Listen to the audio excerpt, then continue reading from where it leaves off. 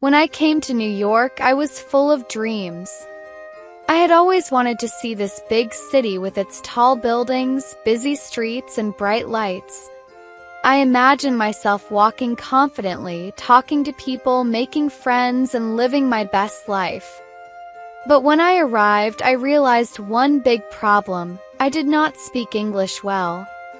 I had studied English in school, but it was only basic. I knew how to say simple sentences like, "How are you?" and "Where is the bathroom?" But real conversations were different. People spoke fast, used slang, and had different accents. I felt lost. On my first day, I had to take a taxi from the airport to my cousin's house. I showed the driver the address on my phone. He asked me something, but I did not understand. He repeated, but still I did not know what he was saying. I just nodded and hoped he would take me to the right place. My heart was beating fast. What if he took me somewhere else? What if I got lost? When I reached my cousin's house, I felt safe. She welcomed me and spoke to me in our language. I told her about my taxi experience, and she laughed. "You will learn," she said. "Just be patient."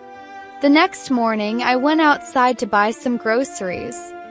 I entered a small store and picked up some bread, milk, and eggs.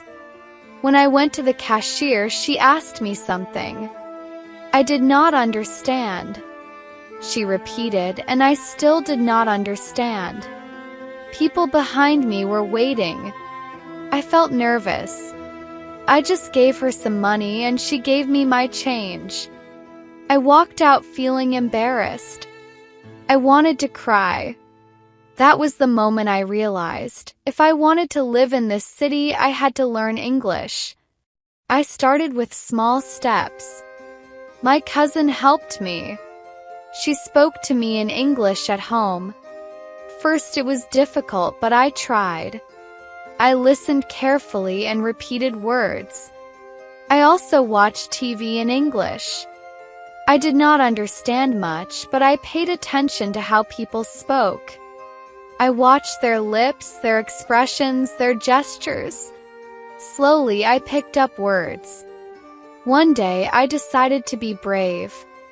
I went to a coffee shop alone. When it was my turn, I took a deep breath and said, "One coffee, please."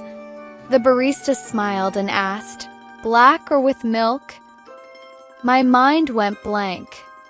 I did not know how to answer. Pointed to a picture on the menu and said, "This one." She understood and gave me my coffee. I felt proud. It was a small step, but it was my step. Through that, I practiced speaking more. I talked to strangers. In the park, I smiled and said hello to people. Some replied and asked, "How are you?" I answered, "I'm good, thank you." These small conversations gave me confidence. I also started writing new words in a notebook. Every day I learned 5 new words and made sentences with them. I read English books for children because they had simple words. I listened to songs and tried to understand the lyrics.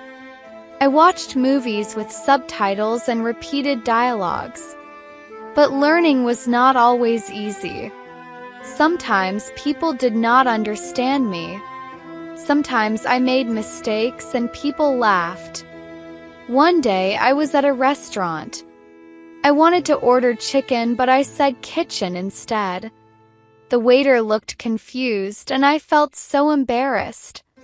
But I reminded myself, mistakes are part of learning. I also joined an English class. There, I met people from different countries who were also learning. We practiced together. We played word games, had conversations, and helped each other. Our teacher was kind. She always said, "Don't be afraid to speak. The more you speak, the better you get." One day, something wonderful happened. I was at a supermarket and an old lady asked me for help. She wanted to find the sugar aisle. And guess what? I understood her. I said, "Come with me, I show you." And I took her to the aisle. She smiled and said, "Thank you, dear." I felt so happy. It was the first time I helped someone in English. Months passed and my English improved. I was no longer afraid to speak. I could order food, ask for directions, and even have small talks with my neighbors. My confidence grew. Then I got a part-time job in a small shop. My job was to arrange shelves and help customers. First, I was nervous. What if I made mistakes? But my boss was kind. He encouraged me to speak. I learned work-related words, and every day I improved. Customers started recognizing me and chatting with me. One lady even said, "Your English is getting better." That made me smile. One evening, I was in a taxi again. This time, I did not just show the driver my phone. I said, "Can you take me to Times Square?" He nodded and asked, "Are you new to the city?" And I replied, "I came 6 months ago, but now I feel like I belong here." That was the moment I realized I had learned English. I was no longer afraid. I was no longer lost. I was home,